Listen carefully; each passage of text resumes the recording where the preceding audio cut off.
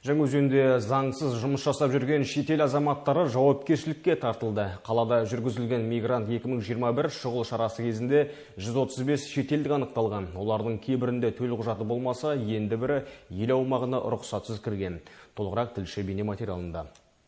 Жаңаөзен қалалық полиция басқармасы бір апта бойы мигрант 2021 жедел профилактикалық іс-шарасын ұйымдастырды. Шараның мақсаты шетел азаматтарының Қазақстанға кіру және жүру тәртібін бақылау. Полицейлер қаламыздағы 135 шетелдікті анықтады. Олардың қатарында Қарақалпақстан, Өзбекстан, Түркменстан азаматтары бар. Мигранттардың басым көпшілігі ер азаматтар. Тексеріс кезінде қаладағы 50-ге жуық нысаннан заңсыз жүргендер анықталды. Атап айтар болсақ, тәртіп сақшылары супермаркет, көлік жуу орындары мен сауда орталықтарын, сондай-ақ базарларды тексерді. Көшеде ұсталғандар жедел басқару орталығына жеткізілді. Олардың төлқұжаттары тексеріліп, түсініктеме толтырды. 42 азамат жауапкершілікке тартылды.